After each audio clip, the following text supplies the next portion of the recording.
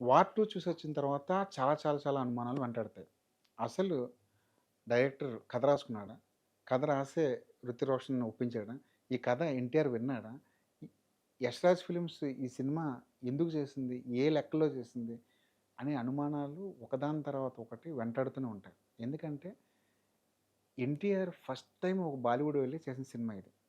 'War' అనే ఫ్రాంచైజీకి ఒక value ఉంది. 'వార్' అనేది మంచి హిట్ బాలీవుడ్‌లో. అలాంటి సినిమాకి ఒక ఫ్రాంచైజీగా ఇంకో సినిమా వస్తుంది అంటే, అందులో 'హృతిక్ రోషన్' మళ్ళీ రా ఏజెంట్‌గా కనిపిస్తున్నాడంటే, అలాంటి సినిమాలో ఎన్టీఆర్ టాలీవుడ్‌లో అగ్రస్థానంలో ఉన్న ఒక ఎన్టీఆర్ లాంటి పెద్ద హీరో బాలీవుడ్‌కెళ్ళి ఫస్ట్ టైమ్ ఒక సినిమా చేస్తున్నాడంటే, రకరకాల అంచనాలుంటాయి. ఆ అంచనాలన్నీ ఆకాశం మీద ఉంటాయి.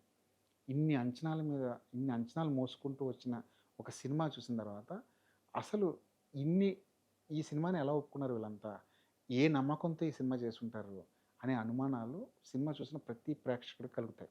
ఎందుకంటే సినిమా ఆ స్థాయిలో ఉంది. ఎన్టీఆర్ అభిమానులు గూడా మా హీరో ఈ సినిమా ఎందుకు చేసుంటాడబ్బా! అని ఒకటికి 100 సార్లు ప్రశ్న వేసుకునేలాగా యష్ రాజ్ ఫిల్మ్స్ ఈ సినిమాని రూపొందించింది. అసలు ఈ సినిమా ఎలా ఉంది? 'వార్ 2' ఎలా ఉంది? ఎన్టీఆర్ చేయగలిగిన సినిమానేనా? అసలు ఈ ఫ్రాంచైజీలో వచ్చిన 'వార్' కంటే ఏ ఏ రంగాల్లో ముందుంది? ఏ ఏ రంగాల్లో వెనకబడి ఉంది? ఇవన్నీ కూడా ఈ రివ్యూలో తెలుసుకుందాం. చిత్ర బృందం చాలా గట్టిగా ప్రమోట్ చేస్తూ వచ్చింది. ఎన్టీఆర్ హీరోనే, హృతిక్ రోషన్ హీరోనే, ఇద్దరు హీరోల సినిమా తీసాం. ఈ సినిమా ఇద్దరు హీరోల ఫ్యాన్స్‌కి అన్ని రకాలుగా సంతృప్తిపరుస్తుందని చెప్పేసి చాలా చాలా సందర్భాల్లో చెప్పారు. ఎన్టీఆర్ ప్రీ రిలీజ్ ఫంక్షన్‌లో ఒక కాలర్ కాదు 2 కాలర్‌లెత్తి ఈ సినిమా బొమ్మ అదిరిపోద్ది, మామూలుగా ఉండదు అని చెప్పి డంకా బనాయించి చెప్పాడు. సో, ఇన్ని మాటలు, ఇన్ని అంచనాలు విన్న తర్వాత ఖచ్చితంగా ఆడియన్సు రకరకాల ఎక్స్‌పెక్టేషన్స్‌తో సినిమా నిజంగానే బ్లాక్ బస్టర్ అన్న ఎక్స్‌పెక్టేషన్స్‌తో థియేటర్‌కెళ్తారు. వాళ్ళ ఎక్స్‌పెక్టేషన్స్‌ని ఏమాత్రం అందుకోలేకపోయింది. కథ పరంగా, కథనం పరంగా, యాక్షన్ సీన్స్ పరంగా మీరు ఏ విభాగం తీసుకున్నా సరే ప్రతి విభాగంలోనూ ఎన్నో లోటుపాట్లు కనిపిస్తూ, సగటు ఎన్టీఆర్ అభిమానిని కూడా అన్ని రకాలుగాను నిరుత్సాహపరిచే సినిమా ఏదైనా ఉంది అంటే, ఈ మధ్య కాలంలో 'వార్ 2' మాత్రమే. అయాన్ ముఖర్జీ దగ్గరికొద్దాం. అయాన్ ముఖర్జీ నిజంగా కథ రాసాడా? అసలు ఏమైనా కథ రాసాడా అన్న డౌటొస్తుంది. కథ రాయడం మంచి కథ రాయడం వేరు, నచ్చే కథ రాయడం వేరు, అసలు కథ రాయడం వేరు. ఏదో ఒక సోల్ ఉంటది ఒక కథ రాయడానికి. అసలు కథ రాసాడా అయాన్ ముఖర్జీ? లేదంటే యాక్షన్ సీన్స్ పేర్చుకుంటూ పోయాడా? ఈ సినిమాలో ఒక 5 ఫైట్‌లుంటాయి. 5 పెద్ద యాక్షన్ సీన్‌లుంటాయి. ఒక్కొక్క ఫైట్ కనీసం ఒక 10 నిమిషాలు, 15 నిమిషాల పాటు సాగుద్ది. 5 ఫైట్‌లు 5 పావుగంటలంటే అక్కడే ఒక గంటన్నర సినిమా వేస్ట్ అయిపోయింది. యాక్షన్ ఎపిసోడ్‌ల మధ్య అక్కడక్కడ కొంత కథ చెప్పుకుంటూ వెళ్ళాడనమాట. ఫస్ట్ ఫైటు రోడ్డు మీద ఒక చేజింగ్ అనమాట. Car chasing. అలాంటి కార్ చేజింగ్‌లు మనం 'సవాలక్ష' చూసాం. బాలీవుడ్ సినిమాలో చూసాం. హాలీవుడ్ సినిమాలో చూసాం. తెలుగు సినిమాల్లో కూడా అంతకు మించిన కార్ సీక్వెన్స్‌లు, కార్ చేజ్‌లు జరిగిపోతున్నాయి. రెండో ఫైటు సరే ఫస్ట్ ఫైట్ ఎలాగో కార్ చేజ్ అయిపోయింది కాబట్టి, రెండో ఫైట్ ఇప్పుడు ట్రైన్ మీదనమాట. ట్రైన్ మీద ఫైట్‌లు కూడా చూసాం మనం. చిరంజీవి గారు, నాగార్జున గారు, బాలకృష్ణ గారు పెద్ద పెద్ద హీరోలందరూ ట్రైన్ మీద కూడా వీరోచితంగా ఫైట్‌లు చేశారు. కానీ ట్రైన్ మీద ఫైట్ చేయడంలో కొత్తేముంటుంది? ట్రైన్ మీద టాప్‌లో ఇద్దరు హీరోలు హీరో, విలన్ కొట్టుకోవడం కొత్తేం గాదు. కాబట్టి ట్రైన్ మీద కార్ ఎక్కించారనమాట. ట్రైన్ వెళ్ళిపోతుంటుంది. దాని మీద కారు ట్రావెల్ చేస్తుంటుంది. సో, అయాన్ ముఖర్జీ ఇదేదో కొత్త యాక్షన్ ఎపిసోడ్ అనుకుని దాన్ని డిజైన్ చేసుంటాడు. సో, ఫస్ట్ రోడ్డు మీద చేజ్ అయిపోయింది. ట్రైన్ మీద చేజ్ అయిపోయింది. ఇంకేం మిగిలిందంటే ఆకాశంలో ఫైట్. ఆకాశంలో ఫైట్ ఏంటి? అంటే ఎగ్ ఎ గాల్లో ఎగురుతున్న విమానం మీద ఇప్పుడు ఫైట్ అనమాట. గాల్లో ఎగురుతున్న విమానం మీద ఫైట్ చేయడం అన్నది అసలు సైన్స్ సూత్రాలకి, మన లాజిక్‌లకి, నక్కకి, నాగలోకానికి ఉన్నంత తేడా ఉంటుంది గదా! అంత తేడా ఆ ఫైట్ సీక్వెన్స్‌లో ఉంది. ఈ సీక్వెన్స్ అయాన్ ముఖర్జీ ఎలా ఒప్పించాడు? ఎలా రాసాడు? అది విని ఎన్టీఆర్ గాని, హృతిక్ రోషన్ గాని ఎలా చేశారన్నది చాలా ఆశ్చర్యంగా ఉంటుంది. ఫైటు ఎన్టీఆర్ బా చేస్తాడు. హృతిక్ రోషన్ బా చేస్తాడు. ఆ ఫైట్ కంపోజ్ చేసిన విధానం బావుంటుంది. కానీ ఎగురుతున్న విమానం మీద ఫైట్ చూసిన తర్వాత మన మైండ్‌లో లాజిక్‌లు రన్ అవుతుంటాయి. దాంతోటి దాని వెనకాల ఉన్న ఎమోషను, అక్కడున్న గ్రాండియర్ మొత్తం గాల్లో కలిసిపోతాయనమాట. ఆ లాజిక్ ఎప్పుడైతే ఏసుకోవడం మొదలెడతామో డ్రామా అక్కడ ఎండ్ అయిపోతుంది.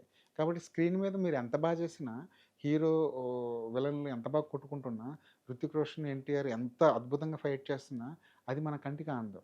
అలాంటి ప్రాబ్లమే 'వార్ 2'లో కనిపించింది. సో, ఫస్టు రోడ్డు మీద చేజ్ అయిపోయింది. ట్రైన్ మీద చేజ్ అయిపోయింది. విమానం మీద అయిపోయింది. తర్వాత ఎపిసోడ్ తర్వాత ఇంకెక్కడ చేయాలంటే సముద్రంలో. సముద్రంలో ఒక పెద్ద షిప్. ఆ షిప్ మీద మళ్ళీ ఒక ఫైట్.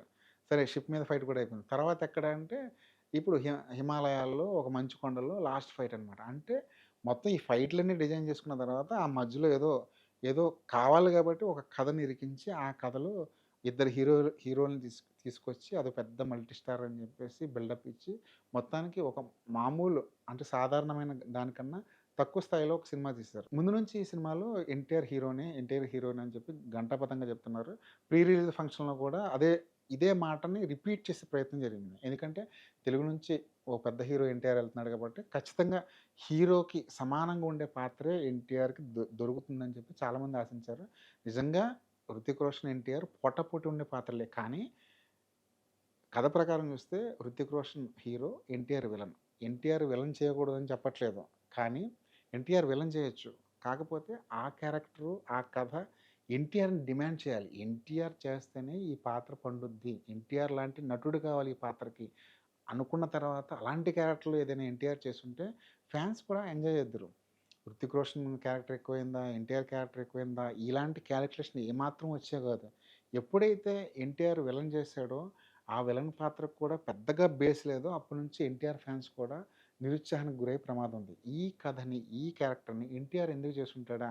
అని వాళ్ళు క్వెషన్ చేసుకుంటే మాత్రం దానికి సమాధానం దొరకదు. అయాన్ ముఖర్జీ కూడా తెలివిగా ఏం చేశాడంటే అక్కడక్కడ ఎన్టీఆర్‌ని హీరోగా చూపించాలన్న తాపత్రయంతో ఎన్టీఆర్ క్యారెక్టర్‌ని ఎలా కావాలితే అలా రాసుకుంటూ వెళ్ళిపోయాడు. ఒక దశలో ఎన్టీఆర్ హీరో అనిపిస్తుంది. ఒక దశలో ఎన్టీఆర్ విలన్ అనిపిస్తుంది. ఒక దశలో అసలు ఎన్టీఆర్ ఈ సినిమా ఎందుకు చేసాడు అనిపిస్తుంది. సో, రాసుకునే విధానంలోనే ఎన్నో లోటుపాట్లు కనిపిస్తుంటాయి. ఫస్ట్ మీరు ఎన్టీఆర్ ఇంట్రడక్షన్ చూడాలి. ఎన్టీఆర్ ఇంట్రడక్షన్ అంటే నిజంగానే ఎన్టీఆర్ ఇంట్రడక్షన్ సీన్‌లు ప్రత్యేకంగా ఉంటాయి. మాస్ హీరో, మాస్ ఎలివేషన్స్ ఉంటాయి. సో, ఇప్పటివరకు వచ్చిన ఎన్టీఆర్ ఓ 25 సినిమాలు చేస్తే 25 సినిమాల్లోనూ ఎన్టీఆర్ ఇంట్రడక్షన్ సీన్‌ల మీద ప్రత్యేకమైన దృష్టి పెట్టారు డైరెక్టర్లు. ఎందుకంటే ఎన్టీఆర్ మాస్ హీరో కాబట్టి ఫ్యాన్స్ అతని నుంచి అలాంటి సీన్స్ ఎక్స్‌పెక్ట్ చేస్తారు కాబట్టి. ఇక్కడికొద్దాం. ఇక్కడ అయాన్ ముఖర్జీ చాలా కొత్తగా ఆలోచిస్తున్నాను అనుకుని ఒక హెలికాప్టర్ మీద వెళ్తున్న హెలికాప్టర్‌ని 2 చేతుల్లో పట్టుకొని వేలాడుతూ వెళ్ళిపోయి ఒక షాట్ పెట్టాడు.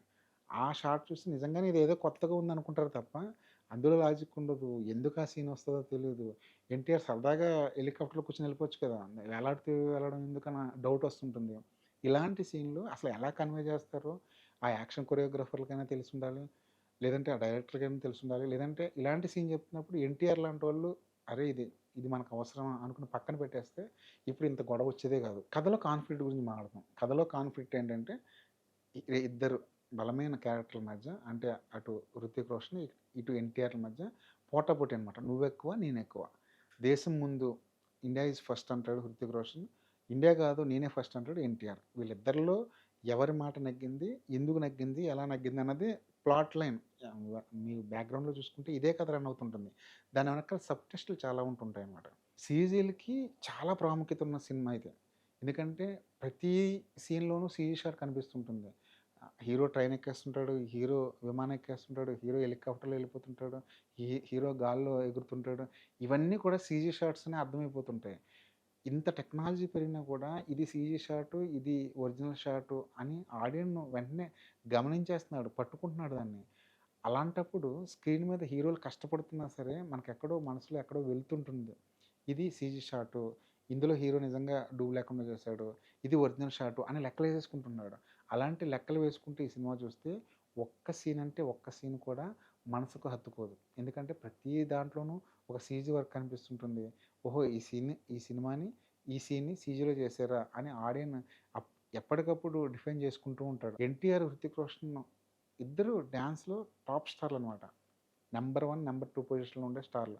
వాళ్ళిద్దరూ కలిసి డాన్స్ చేస్తే చూడాలన్నది ఫ్యాన్స్ ఆరాటం అది. అదృష్టం కొద్దీ 'వార్ 2లో' అలాంటి సీక్వెన్స్ ఒకటుంది. ఎన్టీఆర్, హృతిక్ రోషన్ ఇద్దరు మంచి డాన్సర్‌లే. వాళ్ళిద్దరూ పక్క పక్కన నిలబడి డాన్స్ చేస్తుంటే చాలా ముచ్చటగా ఉంటుంది. ఈ పాట అదిరిపోయింది. అసలు నా భూతో నా భవిష్యత్ అన్నట్టు ప్రొడ్యూసర్ నాగవంశి కూడా చాలా హైప్ ఇచ్చారు. తీరా థియేటర్‌కెళ్ళి చూసిన తర్వాత పాట బావుంటుంది. స్టెప్పులు బావుంటాయి. అంతే తప్ప ఎక్స్‌పెక్టేషన్స్‌కి మ్యాచ్ అయ్యేలాగా ఈ పాటని డిజైన్ చేయలేదు. 'హృతిక్ రోషన్', 'ఎన్టీఆర్' ఇద్దరూ పోటాపోటీగా నటించారు. ఎవరెక్కువ, ఎవరు తక్కువ అన్నది మనం జడ్జ్ చేయలేం. కాకపోతే 'ఎన్టీఆర్' క్యారెక్టర్ ఇంకొంచెం స్ట్రాంగ్‌గా, ఇంకొంచెం బాగా డిజైన్ చేసుకోవాల్సింది. డిజైనింగ్‌లో డైరెక్టర్ లోపాలు చేశాడు. కాకపోతే 'ఎన్టీఆర్' తన ప్రతిభకి తన పనిని 100కి 100% నిజాయితీగా చేస్తాడు. ఈ సినిమాలో కూడా అదే చేశాడు. కాపోతే ఇలాంటి క్యారెక్టర్‌లు ఎంచుకునేటప్పుడు ఎన్టీఆర్ తన ఫ్యాన్స్‌ని తన ఫ్యాన్స్ తన నుంచి ఏమి ఆశిస్తారు, ఎలాంటి సినిమాలు చేస్తే వాళ్ళకి నచ్చుతాయి అనే విషయాన్ని ఎన్టీఆర్ కాస్త బేరీజు వేసుకుంటే బాగుండేది. హృతిక్ రోషన్ ఎప్పటిలాగా చాలా బాగా చేశాడు. తనకి ఇలాంటి క్యారెక్టర్లు చాలా ఈజీ. ఎందుకంటే వార్‌లో చేశాడు కాబట్టి వార్ 2లో అనేది టెంప్లేట్ అది. చాలా ఈజీగా చేసుకుంటూ వెళ్ళిపోయాడు. ఎన్టీఆర్ బాలీవుడ్‌లో చేసిన ఫస్ట్ సినిమా ఇది. హృతిక్ రోషన్‌తో కలిసి చేసిన సినిమా ఇది. ఒక గొప్ప మల్టీ స్టార్ సినిమా చేయడానికి ఒక ఇండియా మొత్తం ఎదురు చూసేలాగా ఒక మల్టీ స్టార్ రావడానికి స్కోప్ ఇచ్చిన సినిమా ఇది. కానీ అన్ని అంచనాలు, అన్ని ఆశలతో థియేటర్‌కి వెళ్తే మాత్రం నిరుత్సాహపడతారు. మేము ఎన్టీఆర్ ఫాన్స్, మాకు స్క్రీన్ మీద ఎన్టీఆర్ కనిపిస్తే చాలు, ఎన్టీఆర్ ఏం చేసినా మేము చూస్తాం అనుకునే ఆడియన్స్ సినిమా చూడొచ్చు. ఒక చిన్న కరెక్షన్ ఏంటంటే, సినిమా తెలుగులో చూడొద్దు. హిందీ వెర్షన్ ఎక్కడైనా ఉంటే హిందీలో చూడండి. ఎందుకంటే, తెలుగులో లిప్ సింక్ కుదరలేదు. పాటల్లో భావరాహిత్యం కనిపిస్తుంది. పాటలు మీకు చెవికెక్కవు. హిందీలో చూస్తే అది ఒరిజినల్‌గా వెర్షన్ కాబట్టి ఇంకొంచెం ఆకట్టుకునే అవకాశం ఉంది. మొత్తానికి ఈ వీకెండ్ థియేటర్‌లో ఎన్టీఆర్, హృతిక్ రోషన్ ఇద్దరు పెద్ద హీరోలు చేసిన సినిమా ఉంది. ఈ సినిమా ఎలా ఉన్నా చూసేస్తాం అనుకున్న వాళ్ళు నిరభ్యంతరంగా వెళ్ళొచ్చు. ఎక్కువ అంచనాలు వేసుకొని ఎళ్తే మాత్రం థియేటర్‌లోనే మీకు మీరే ఒక యుద్ధం చేయాల్సిన పరిస్థితి ఏర్పడుతుంది. మరి ఈ సినిమా మీద మాకున్న జెన్యూన్ రిపోర్ట్ ఇది. మాకున్న జెన్యూన్ అభిప్రాయం ఇది. 'వార్ 2' చూసిన తర్వాత మీకేమనిపించింది? కామెంట్ బాక్స్‌లో మెన్షన్ చేయండి.